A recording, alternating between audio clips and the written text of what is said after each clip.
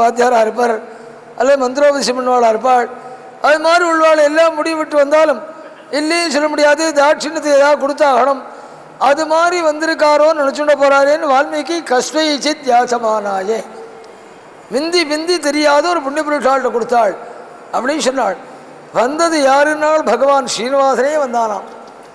இத்தனை நாள் தானம் பண்ணியிருக்கானே, என்ன பேப்பரில் வரணும், பல பேர் கொண்டாடணும், நம்ம பற்றி கொடுத்தவாள் மாதிரி கொடுத்தவாள் கிடையாது சொல்லணும். அதற்காக வந்து பண்ணியிருக்கானா, உண்மையாகவே ஈடுபாடோடு பண்ணியிருக்கானா அப்படின்னு தெரிஞ்சுக்கணுங்கிறதா பகவானே வந்தானாம். வர்றபோது அதுதான் வாஸ்தவமாக பொறுமையோடு இருக்கணும். அந்த மாதிரி காலத்தில் சர்வ ஜாக்கிரதையாக இருக்கணும்.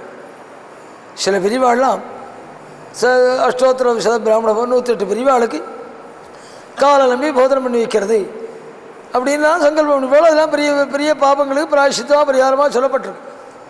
108 பிரிவாளுக்கு காலை நம்பி போதனம் பண்ணி வைக்கிறதுன்னு. அது மாதிரி மத்தியான வேளையில் வஸ்திரங்கள்லாம் வாங்கி கொடுத்து 108 பிரிவாளுக்கு நிறையா தீட்சை கொடுத்து நிறையா அமிர்தமான போதனங்கள்லாம் பண்ணி வச்சு எல்லாம் பண்ணி முடிச்சிருப்பான்.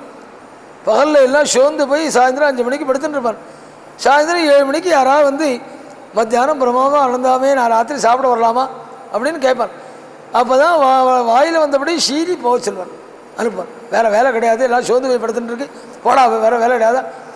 ஒருவேளை பகவானே வந்தாலும் ஒருவன் அந்த மாதிரி காலத்தில் எந்த மாதிரி எண்ணத்தோடு அவன் இருக்கான்னு பார்க்குறான்னு, அந்த மாதிரி காலத்தில் ஜாக்கிரதையாக இருக்கணும். அந்த மாதிரி சந்தர்ப்பத்தில் பல பேர் இடறி விழுந்துருவாள்.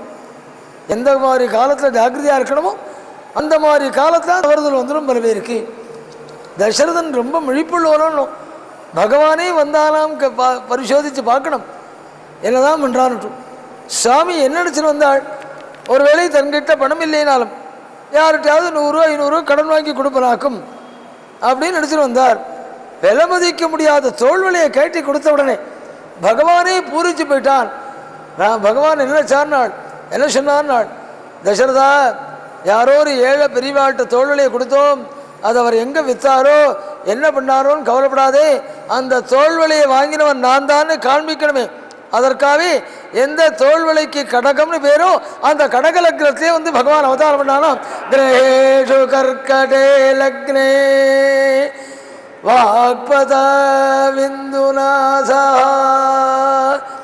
சூரிய சந்திர யோகம், குரு சந்திர யோகம்.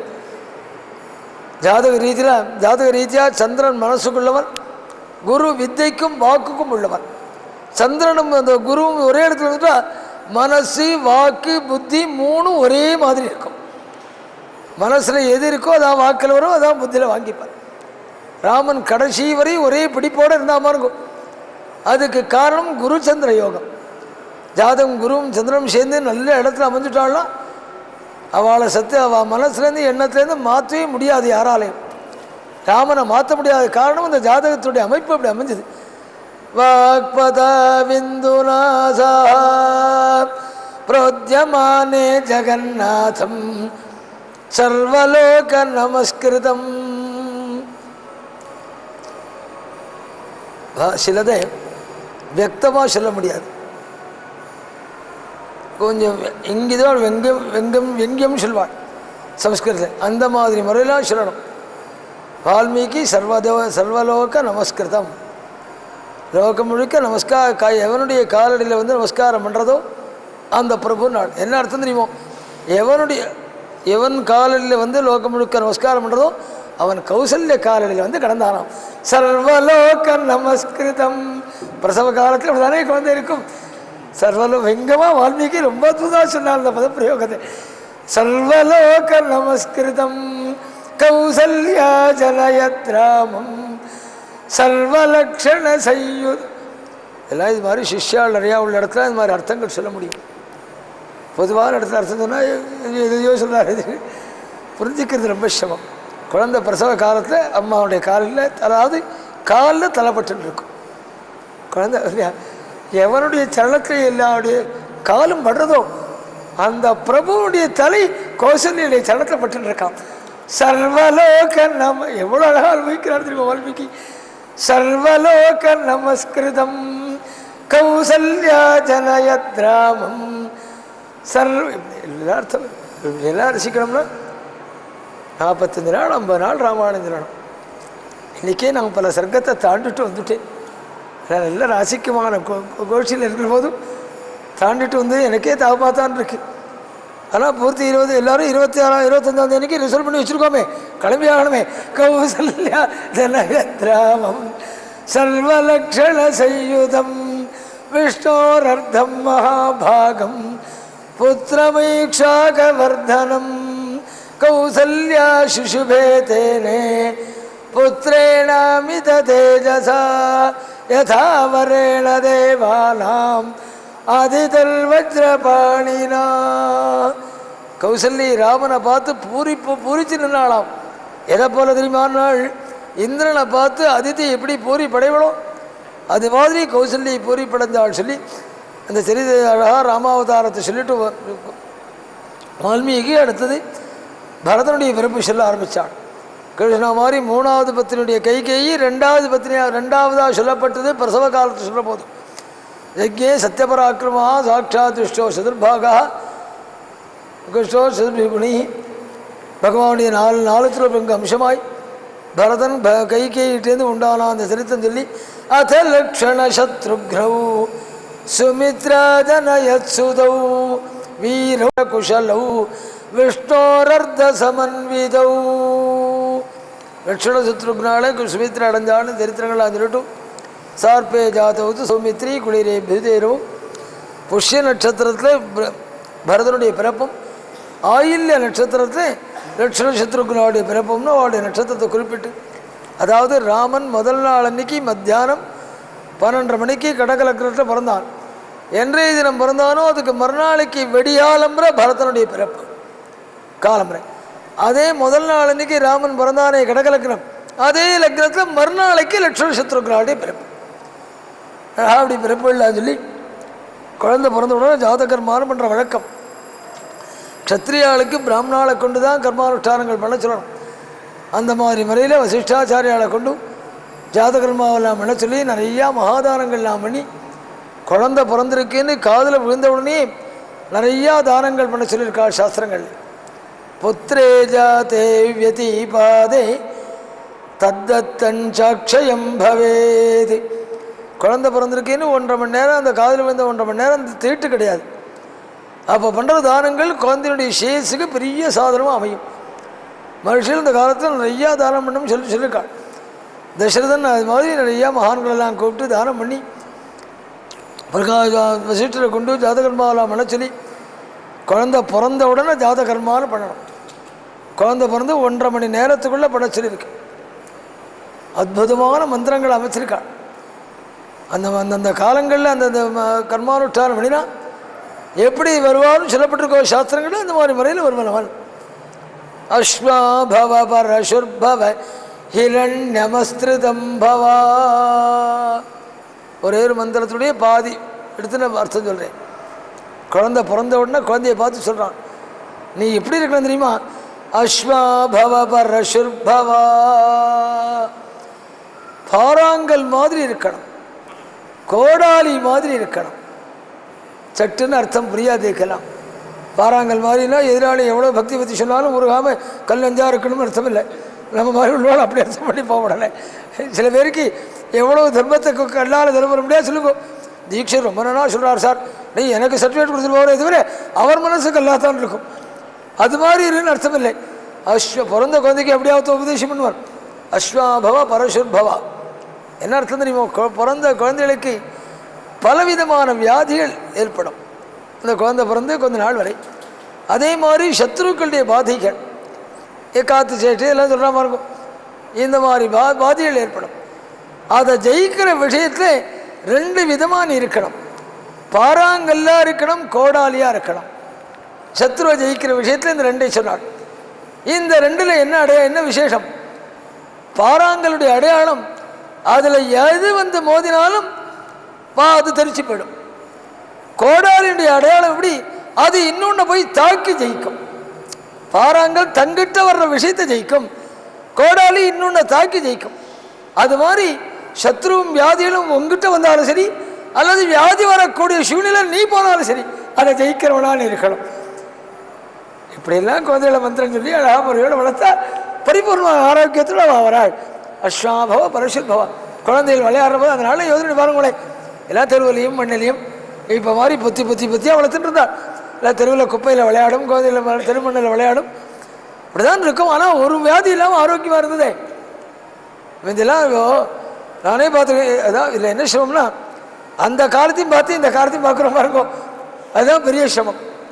40-50 வருஷம் முன்னாடி குழந்தைகளுக்கு கொடுக்கறதுக்குன்னு வேறு எதுவும் கிடையாது. தாய்ப்பால் அது போராதுன்னு தோணிதான் என்ன பண்ணுவாள் தெரியுமோ, இந்த சாதம் கொதிக்கிற போது அதுலேருந்து 2 கரண்டி ஒரு கரண்டி ஜலத்தை எடுத்து இந்த ஜலத்தை எடுத்து வாயால் ஊதிட்டு பாலோடையில் போட்டுவாள். அந்த பையன் தூக்க முடியாதபடி இருப்பான்.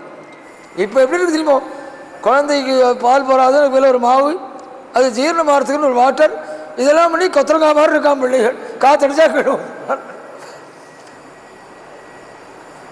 இது மாதிரி குழந்தைகள் எப்படி இருந்து கொள்ளையில் இருக்கும், மாடு இருக்கிற இடத்துல இருக்கும், கொட்டியில் இருக்கும், வாசலில் மண்ணில் விளையாடும். குழந்தைகள் ஆரோக்கியமாக இருந்திருக்கே. மந்திரமே அப்படி சொல்லி சம்ஸ்காரம் பண்ணுறான் அவன். நீ எப்படி இருக்கணும் தெரியுமா, வியாதி ஒன்றை நோக்கி வந்தாலும் சரி, வியாதிகள் ஏற்படக்கூடிய இடைக்கு நீ போனாலும் சரி, அதை ஜெயிக்கிறவனா நீ இருக்கணும். அஸ்வாபவ பரசுர்பவ ஹிரண்யமஸ்திருதம் பவா. புடம்போட்ட தங்கம் மாதிரி நீ பிரகாசிக்கணும். ஒரிக்கின பவுன்கிராம இருக்கும், அதுமா பவுனாக இருக்கார் சார் இந்த குடும்பங்கிராம இருக்கும். இதெல்லாம் இதுலேருந்து வந்த வார்த்தை. ஜாதகர்மாவில் சொல்லப்படுற பல மந்திரங்களில் ஒரே ஒரு மந்திரத்தை ஒரு பாதிக்கு தான் அர்த்தம் சொல்லியிருக்கேன். அந்த மாதிரிலாம் ரிஷி வச்சிருக்காள் மந்திரங்கள். ஒன்றொன்றையும் குழந்தை பிறந்த உடனே ஜாதகர்மால் பண்ணணும். நிறையா மகான்களை கூப்பிட்டு இது மாதிரிலாம் தானம் பண்ணி போதன் ராமாயணத்தை சொன்னான். ஜாதகர்மா வர்ணிக்கிற போது ராமன் பிறந்ததுக்கு பொக்கிடத்தை திறந்து தானம் பண்ணிருந்தான் தசரதன். பல பேர் வாங்கிட்டே போயிட்டு இருந்தாள். வாங்கிட்டு போயிட்டு தம்பாளை நிறையா வாங்கிட்டு தம்பாளை தொல்பட கொடுத்துருவாள். ராஜாங்கத்தில் தம்பாளை நிறையா வாங்கிட்டு போயிட்டு இருந்தான். ஒருத்தன் வாங்க போயிட்டு இருந்தாள். க்யூவில் மீதி பேருலாம் வாங்கிட்டு போயிட்டு இருந்தவன் இருக்கானே, வாங்க போகிறவனை பார்த்து கலகலன்னு சிரித்தானாம். வாங்க போகிறவன் கேட்டானாம், என்னை பார்த்து ஈகடா சிரிக்கிறேன் அப்படின்னாராம். தசரதன் இங்கே பொக்கிஷத்தையே திறந்து தானம் பண்ணிட்டுருக்கான், அள்ளி தானம் பண்ணிட்டுருக்கான். 2 கையாலையும் தம்பாளம் கொடுத்துட்டுருக்கான். நீ போகிறதுக்குள்ளே பொக்கிஷமே காலியாக போயிட போகிறது, உனக்கு ஒன்றும் கிடைக்க போகிறது இல்லை. சில பேருக்கு தனக்கு கிடைச்சதை விட பொறுத்தாருக்கு கிடைக்கலன்னா ரொம்ப சந்தோஷமாக இருக்கும். அந்த நாள்லேயே வேறு உள்வாழ்த்திருக்காள். உனக்கு ஒன்றும் கிடைக்க போகிறதில்லை, அதை நினச்சே எனக்கு சிரிப்பு வந்ததுன்னு ஆனான். அதுக்கு அவன் சொன்னானாம், வாங்க போகிறவன் இருக்கானே, அவன் சொன்னானாம், மூடான் நான் ராமன் பிறந்ததுக்கு தானம் வாங்கிட்டு போய் ஆற்றுல வச்சாச்சு, பரதன் பிறந்ததுக்குன்னா தானம் வாங்க போகிறேன் நான். அவன்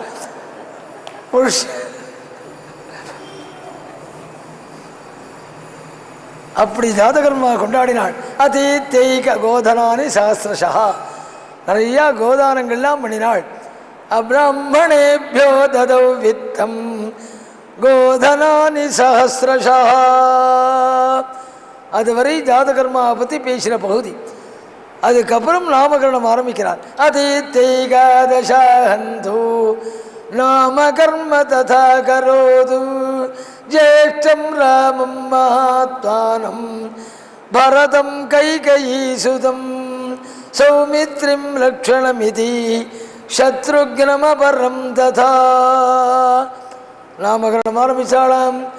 தர்மசாஸ்திரங்கள், ஜோதிஷ் சாஸ்திரம், எந்த சாஸ்திரத்தை தேடினாலும் ராமாயணத்துலேருந்து கிடைக்கும். அப்படி அமைச்சிருக்காள் ஸ்ரீமத் ராமாயணத்தை. இந்த இடங்கள்லாம் தர்மசாஸ்திரங்கள் சம்பந்தமாக பேசின இடம். அதி தெய்காதசாகந்து 11 நாள் தாண்டி 12ஆம் நாள் அன்னைக்கு நாமகரணம் பண்ணினான். 2 நாள் தாண்டி 13ஆம் நாள் தான் பண்ணணும். ஆனால் வால்மீகி அதி தெய்காதசாகந்து 11 நாள் தாண்டி 12ஆம் நாள் அன்னைக்கு பண்ணினான் அப்படின்னு சொல்கிறாள். தர்மசாஸ்திரம் தெரிஞ்ச வாழ்க்கை தான் இதுக்கு அழகாக பாவம் சொல்ல முடியும். 12ஆம் நாள் பண்ணாள். அதாவது ராமாயணத்தில் எப்படி சொல்லிட்டு போகிறாருங்கிறத மனசு வாய்ண்டா புரியும். ராமன் முதல் நாள் பிறந்தான், மறுநாளைக்கு லட்சணன் பிறந்தான், 12ஆம் நாள் அன்னைக்கு நாமகரணம் நாள். அதாவது லட்சணன் பிறந்த 12ஆம் நாள் அன்னைக்கு, ராமன் பிறந்து 13ஆம் நாள். அது முதல்ல இப்போ வந்த தீட்டோடு அடுத்த தீட்டு போயிடும். ஒரு தீட்டு பண்ணிட்டு இருந்துட்டு இருக்கிற போது இன்னொரு தீட்டு வந்ததுன்னா முதல் தீட்டு எப்போ முடியுறதோ அன்றைக்கி அடுத்த தீட்டு முடிஞ்சிடும். தனியாக அதுக்கு தீட்டு காக்க வேண்டிய அவசியம் இல்லை. அதனால் ராமன் பிறந்த தீட்டோடு லட்சுமணன் பிறந்த தீட்டும் போயிடுத்தே. அதனால் லட்சுமணன் பிறந்த 12ஆம் நாள் அன்னைக்கு 11 நாள் தாண்டி அதி தெய்காதசாகந்து நாம கர்ம ததா கரோதி ஜேஷ்டம் ராமம் மகாத்மானம் பரதம் கைகயீ சுதம். ராமனை தூக்கி மடியில் வச்சுட்டாளாம். வசிஷ்டா பரமபிரீதா நாமானி கிருதவாம்சதான்னார். பூரிச்சு போனாலாம் வசிஷ்டாச்சாரியர். பூரிச்சு போனால்னா என்ன அர்த்தம்? பெரிய சக்கரவர்த்திக்கு குழந்தை பிறந்திருக்கு, அதுவும் ரொம்ப நாள் கழிச்சு பிறக்குமான்னு எதிர்பார்த்து பிறந்திருக்கு, அதனால் நமக்கு பவுனா அள்ளி கொடுப்பன் அப்படிங்கிற முறையிலே பூரிச்சு போனார் வசிஷ்டாச்சாரியர். அந்த மாதிரி முறையில் பூரிப்படையிலேவன். ஏன் தெரியுமோ, வசிஷ்டாச்சாரியரை பற்றி வேதமே நிறையா பாராட்டி சொல்லியிருக்கு. பல இடங்களில் வேதத்தில் வசிஷ்டோ பூயாசம், நான் வசிஷ்டர் மாதிரி இருக்கணும், வசிஷ்டர் மாதிரி இருக்கணும் அப்படின்னு பிரார்த்திச்சிருக்கு வேதம். பல இடத்துல பிரார்த்திக்க சொல்லியிருக்கு. வசிஷ்டர் மாதிரி இருக்கணும்னா என்ன அர்த்தம்? எத்தனையோ ரிஷிகள் இருந்திருக்காள், எல்லாரையும் விட்டுட்டு ஏன் வசிஷ்டர் சொல்லணும்? வசிஷ்டர் மாதிரி யாராலையும் இருக்க முடியாது. அவருடைய சரித்திரத்தை தெரிஞ்சவாளித்தான் புரியும். வசிஷ்டரோட கோபத்தை அடைஞ்சி விஸ்வாமித்திரர் நிறைய அஸ்திர சத்திரங்கள் எடுத்துன்னு வசிஷ்டர்கிட்ட யுத்தத்துக்கு மோதினார். வசிஷ்டர் என்ன பண்ணார் தெரியுமோ, ஏதா போல யோக தண்டத்தை வச்சுட்டும் அந்த அஸ்திரங்கள் தன்னை பாதிக்காத அளவுக்கு மட்டுமே பண்ணிட்டு தபம் பண்ண ஆரம்பிச்சுட்டார். திருப்பி கோபத்தை காண்பிக்கிறேன் வசிஷ்டாச்சாரியர். திருப்பி கோபத்தை காண்பிச்சிருந்தா அப்படி சாம்பலா பண்ணியிருக்க முடியும் விஸ்வாமித்திரரை.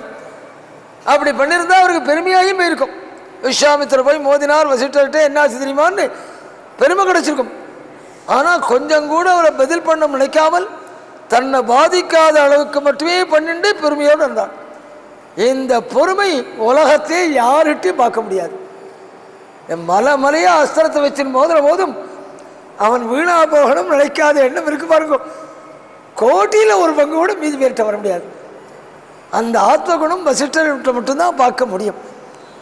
அதனால தான் வசிஷ்டர் மாதிரி இருக்கணும், வசிஷ்டர் மாதிரி இருக்கணும்னு பிரார்த்திச்சுக்கோ. இல்லை எதிராளி எவ்வளோ துரோகம் பண்ணட்டும், எவ்வளோ அபாதம் பேசட்டும், எவ்வளோ அக்காரியம் பண்ணட்டும், அதை நினச்சே பார்க்கப்படாது. நினச்சி பார்த்து பண்ணிக்கிறது இல்லை, அது மனசுக்கே வரப்படாது. அந்த மாதிரி பிராமணன் இருக்கணும். அந்த மாதிரி இருந்தவர் வசிஷ்டாச்சாரியர்.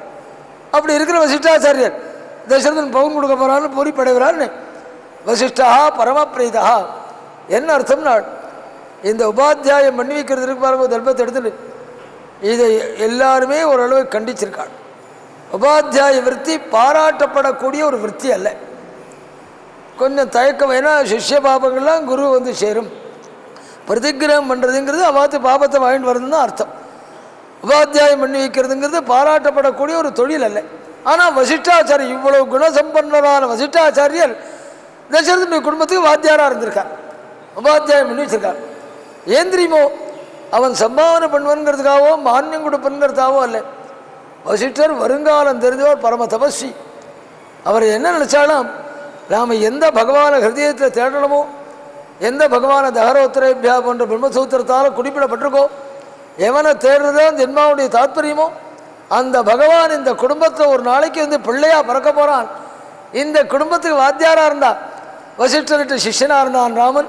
வசிஷ்டர் உபநயனம் பண்ணி வச்சாள், வசிஷ்டர் ஜாதகர்மா பண்ணி வச்சாள், வசிஷ்டர் நாமகரணம் பண்ணி வச்சாள், வசிஷ்டர் கல்யாணம் பண்ணி வச்சாள்னு நம்ம சிஷ்யனாக நம்ம பேரும் சேரும்.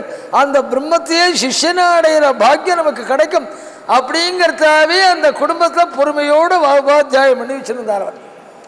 அதை எவ்வளோ கொஞ்சம் யோதனை பண்ணக்கூடிய தொழிலாக இருந்தாலும் அதை பொறுத்துன்னு இந்த லாபத்தை இழந்துடப்படாது அப்படிங்கிறதாவே உபாத்தியாயம் பண்ணி வச்சுருந்தார். அந்த சூழ்நிலை வந்தவுடனே வசிஷ்டா பரமபிரீதா, தான் எதிர்பார்த்துருந்த அந்த லாபம் கிடைச்சிருச்சுன்னு உடனே பரம பூரிப்பு அடையதுல என்ன சந்தேகம்?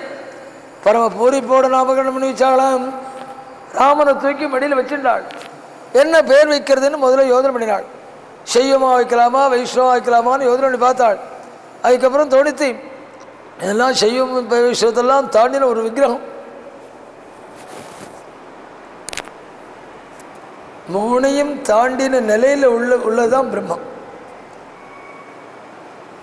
கொஞ்சம் வேதாந்த பரமாக சொன்னா தான் புரியும். பிரம்மா விஷ்ணு ருத்ரன் சொல்கிறோம். வேதாந்த ரீதியாக ஹிரண்ய கர்ப்பனும் விஷ்ணுன்னும் ருத்ரன்னும் சொல்லுவாள். வேதாந்த ரீதியான வாக்கியத்தை எப்படி வேணா இருக்கட்டும், பிரம்மா விஷ்ணு ருத்ராள். இந்த பிரம்ம விஷ்ணு ருத்ராள் மூணு பேருக்கு மூலமாய் உள்ள ஒரு விஷயம் இந்த 3 பேரில் ஒருத்தரா எப்படி இருக்க முடியும்? கொஞ்சம் யோதனை பண்ணி பார்த்தா தான் புரியும். பிரம்மா, விஷ்ணு, ருத்ரன் சொன்னதுக்கப்புறம் இந்த 3 பேருக்கு மூலமாக ஒருத்தரை சொல்கிறாளே வேதாந்தத்தில், இந்த 3 பேரையும் ஏற்படுத்திடுவாள். இந்த 3 பேரையும் ஏற்படுத்திடுவாள். இந்த 3 பேரில் ஒருத்தரா எப்படி இருக்க முடியும்? இந்த 3ஐயும் தாண்டினதாக தானே இருக்கணும். அதுக்கு தான் பிரம்மம்னு பேர். ஆதிசங்கரன் தன் பாஷி முழுக்க அந்த வஸ்துவை குறிப்பிடும் போது பிரம்மங்கிற சப்தத்தையே பரிபூர்ணம் உபயோகப்படுத்திருக்கான். அதை தாண்டி எந்த சப்தத்தையும் உபயோகப்படுத்தலை இவன். பிரம்மம் பிரம்மம் மட்டும். அந்த பிரம்மன் தான் பிரம்மாவும் விஷ்ணுவாவும் ருத்ரனாயும் பரிணமிச்சது. பின்னாடி வந்த ஆச்சாரியர்கள் அவளுக்கு என்ன தோணித்து? வெறும்னா பிரம்மம் பிரம்மம்னு குறிப்பிடத்துக்கு போல ஏதாவது ஒரு பேரை குறிப்பிடலாமே தோணித்து. அதனால் என்ன பண்ணால், தனக்கு இஷ்ட தெய்வம் எதுவோ அந்த பேரை அதுக்கு சூட்டினாள். தனக்கு இஷ்ட தெய்வத்துடைய பேரை அதை குறிப்பிட ஆரம்பித்தாள்.